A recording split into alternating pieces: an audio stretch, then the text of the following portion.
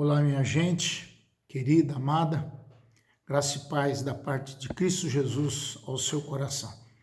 Quero ler um texto com vocês, bastante conhecido de Paulo escrevendo a Timóteo, e que nos fala sobre a palavra de Deus, a sua inspiração, o seu valor e as suas utilidades, né, da palavra de Deus, o que a palavra de Deus representa para nós. Ele diz assim: tu, porém, permanece naquilo que aprendestes, de que fosses inteirado, sabendo de quem o aprendeste, e que desde a infância sabe as sagradas letras, que podem tornar-te sábio para a salvação pela fé em Cristo Jesus. Toda a Escritura é inspirada por Deus, é útil para o ensino, para a repreensão, para a correção, para a educação na justiça, a fim de que o homem de Deus seja perfeito e perfeitamente habilitado para toda a obra.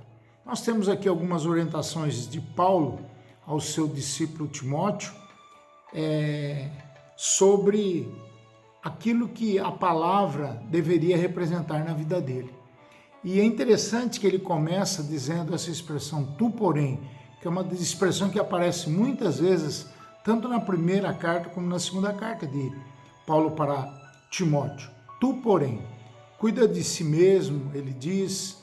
Numa outra parte, ele fala, tu, porém, segue os caminhos de Cristo Jesus, o ressuscitado. E aqui ele vai falar, tu, porém, permanece. Permanece no quê? Naquilo que ele aprendeu com a sua mãe e a sua avó, né? Que ele foi inteirado sabendo de quem o aprendesse. Quem era a referência para ele nessa época, que era a mãe e a avó, Eunice e Loide. E é interessante nós vemos aqui que Paulo vai dizer que desde a infância ele conhece as Sagradas Letras e que essas Sagradas Letras têm o poder de transformar Timóteo num jovem sábio para a salvação pela fé em Cristo Jesus. Olha que coisa interessante. São informações interessantes a respeito de Timóteo, que Paulo, o tutor espiritual de Timóteo, vai passar. Mas eu quero me deparar aqui com os versículos 16 e 17, que fala sobre a palavra de Deus. Hoje, muitas poucas pessoas leem a palavra de Deus, as pessoas parecem que não têm tempo, né? Agora, nessa quarentena, a gente está tendo tempo até demais, né? Sobra-nos tempo para a gente ler a palavra, ler bons livros e ter a bênção, né? De sermos edificados pela palavra de Deus, pela Escritura Santa. E Paulo, então, aqui vai mostrar para Timóteo o que são as Escrituras, o que elas deveriam ser na vida de Timóteo. E é interessante nós fazermos uma analogia aqui, que o que ele escreveu para Timóteo serve para as nossas vidas no dia de hoje. Serve para o encorajamento, para a nossa alegria, para a nossa paz, para a prática da justiça, da prática da misericórdia, do amor. Quer dizer, são coisas que lições que Paulo vai dar ao seu servo Timóteo para que ele seja uma pessoa melhor, conhecedora da palavra de Cristo e de suas utilidades. Por que a palavra de Cristo tem esse valor que Paulo trabalha aqui nos versículos 14 e 15, que eu falei para vocês, que ele deveria permanecer naquilo que ele aprendeu, naquilo que ele foi inteirado, que desde a infância ele sabe as Sagradas Letras, que poderiam torná-lo sábio para a salvação e fé em Cristo Jesus. Então, ele vai falar aqui no versículo 16 que toda a Escritura é inspirada.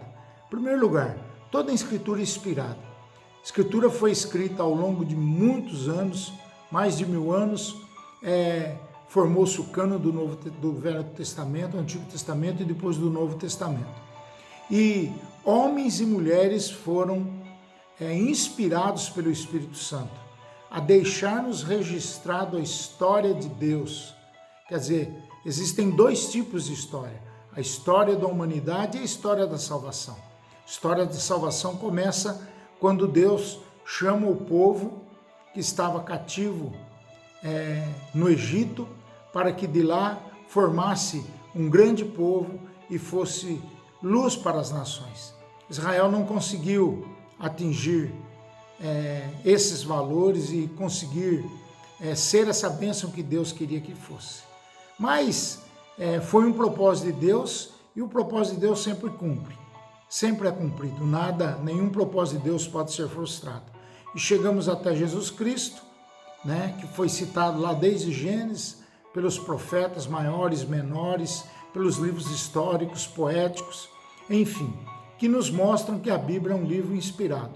Homens e mulheres que escreveram ao longo dos anos aquilo que Deus queria deixar registrado para que o ser humano do futuro pudesse entender qual seria a vontade dele, os propósitos, os princípios para a vida do crente.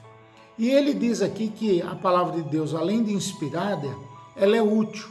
Então, o valor, ela é inspirada, nós podemos crer fielmente que a palavra de Deus é inspirada por homens e mulheres e foi inspirada pelo Espírito Santo que esses homens e mulheres escrevessem. E também aqui vai falar que ela é útil. Qual é a utilidade da Bíblia? Vai dizer aqui que algumas coisas que são muito interessantes. Em primeiro lugar, que ela é útil para o ensino. Para o ensino do quê? Para o ensino das boas novas, da salvação, da proclamação do Evangelho, da misericórdia, da fidelidade, do amor, do cuidado de Deus, do ser de Deus, dos atributos de Deus. Tudo aquilo que nós precisamos aprender da pessoa de Deus para que nós sejamos melhores cristãos, que era aquilo que Paulo desejava a Timóteo, aprender tudo isso. Então as escrituras servem, em primeiro lugar, tem a utilidade para o ensino. Em segundo lugar, para a repreensão. Como para a repreensão? A repreensão é para aqueles que não creem em Deus, que não andam segundo a sua vontade, segundo o seu querer. Elas podem ser repreendidas em amor, para que elas retomem o caminho da fé, o caminho da salvação. Fala também para correção. Correção no sentido de quem erra também. Repreensão no sentido de que muitas vezes é rebelde. Correção para aqueles que erram o caminho também. Então eles precisam ser corrigidos no seu andar, no seu testemunho, na sua prática e vivência cristã e espiritual. Mas diz também que, além do ensino, da repreensão e da correção, serve também para educação na justiça. Educação na justiça. Educação, sermos educados para a justiça. E não sermos educados para os valores humanos, para esse mundo tenebroso que aí jaz no maligno. Não sermos educados para a ganância, para a falta de misericórdia, para o desamor. Não, sermos usados, capacitados e educados na justiça.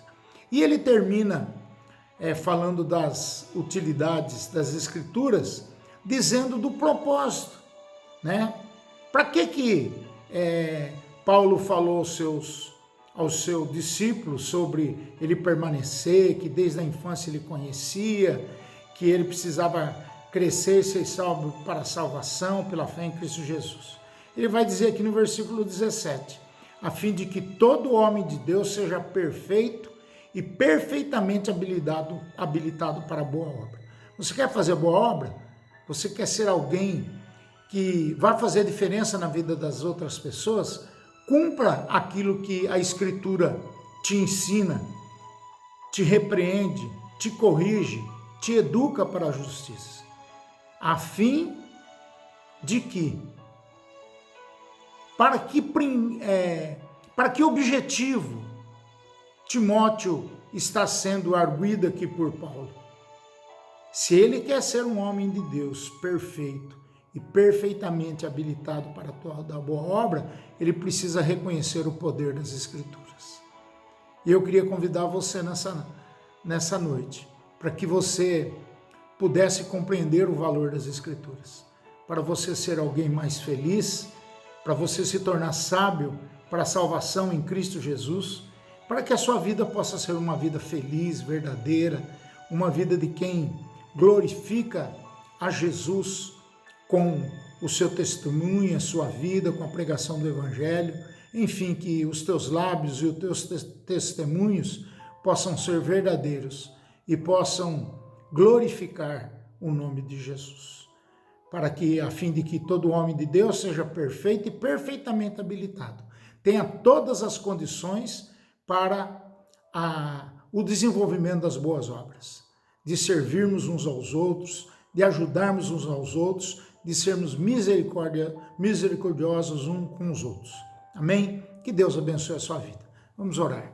Pai, em nome de Jesus, queremos te louvar e te bendizer pelas Escrituras, Pai, porque elas nos dão preceitos valiosos, valores ultradimensionais, Pai, para que nós possamos ser habilitados para toda e perfeita obra. Te louvamos, Pai, pela existência da Tua Palavra. Ela nos indica os valores corretos, através da qual nós possamos ser habilitados para toda boa obra. Que essa palavra, Pai, lida e ensinada nesse momento, possa preencher o coração da Tua igreja, Pai, com poder e com autoridade que só ela tem. Abençoa-nos, guarda-nos, Pai, livra-nos de todo mal, apague todo o pecado que nós temos no nosso coração, aumente a nossa fé em Cristo Jesus. É a nossa oração, em nome de Jesus. Amém. Que a graça do nosso Senhor e Salvador Jesus Cristo, o amor de Deus, nosso eterno e bom Pai, que a comunhão e as consolações do Santo Espírito de Deus, nosso Consolador, seja com todos vocês, hoje e para todos sempre. Amém. Deus te abençoe e te guarde. Deus te dê toda a paz que excede todo entendimento e que guarda o seu coração, a sua mente em Cristo Jesus. Um grande beijo.